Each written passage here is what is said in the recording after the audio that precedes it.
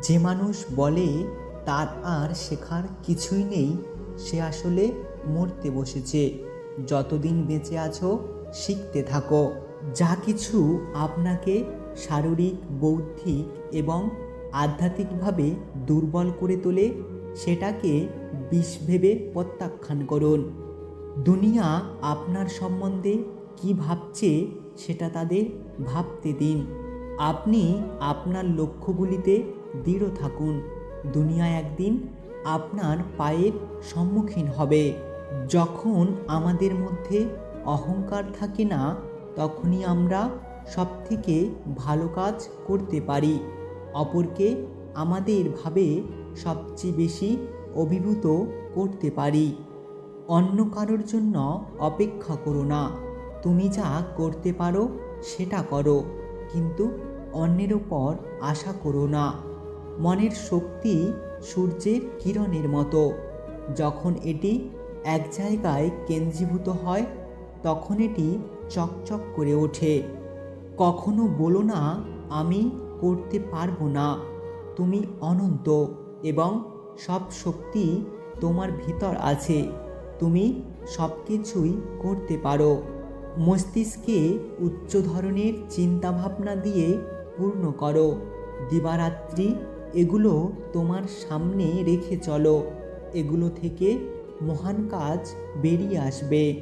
একটি সময় একটি কাজ করো এবং সেটা করার সময় নিজের সব কিছু তার মধ্যে ব্যয় করে দাও। মনের মতো কাজ পেলে অতি মূর্খ করতে পারে, কিন্তু যে সকল কাজকে মনের মতো করে নিতে পারে সেই বুদ্ধিমান। কোনো কাজই ছোট নয়। কখনো বড় পরিকল্পনা হিসাব করবেন না। ধীরে ধীরে আগে শুরু করুন। আপনার ভূমি নির্মাণ করুন, তারপর ধীরে ধীরে এটিকে প্রচার করুন। জগতে মায়ের স্থান সকলের উপরে, কারণ মাতৃভাবেই সবচেয়ে বেশি নিঃস্বার্থপরতা শিক্ষা ও প্রয়োগ করা হয়।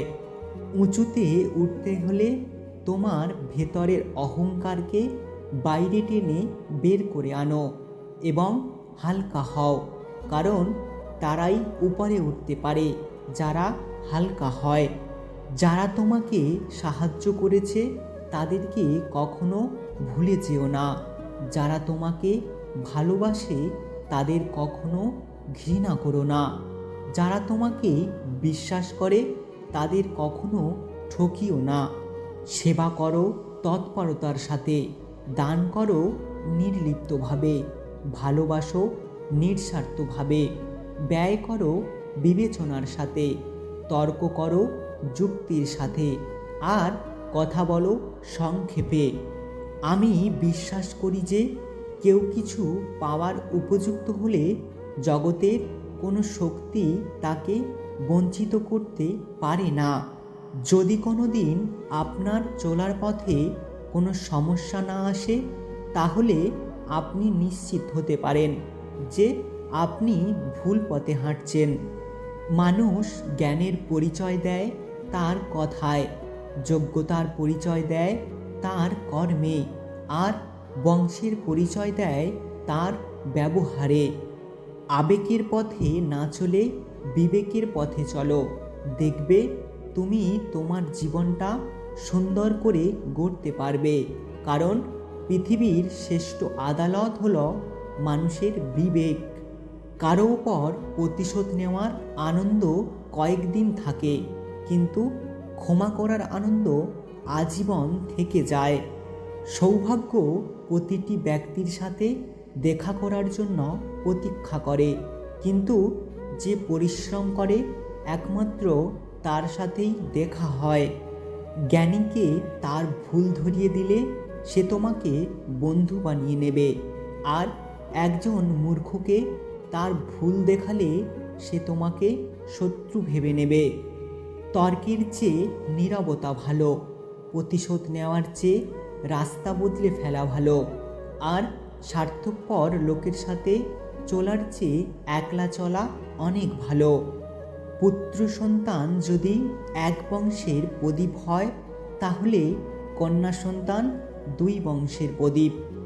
ভদ্র ভাষা আর নম্র ব্যবহার করলে মূর্খরা ভাবে লোকটি দুর্বল, কিন্তু আসলে সে জানে না এই গুণটি অর্জন করা কতটা কঠিন। যদি ভিডিওটি ভালো লাগে ভিডিওটিতে একটি লাইক করবেন, কমেন্ট করে জানাবেন আপনার মতামত। যদি আপনি আমাদের ইউটিউব চ্যানেলটিকে এখনও সাবস্ক্রাইব করে না থাকেন তাহলে সাবস্ক্রাইব করে পাশে থাকা বেল আইকনটি প্রেস করে রাখবেন। আর হ্যাঁ, নিজের খেয়াল রাখবেন অবশ্যই, কারণ এই স্বার্থপর পৃথিবীতে কেউ কারণ না। তাই ভালো থাকবেন, সুস্থ থাকবেন। দেখা হচ্ছে পরের ভিডিওতে। Take care.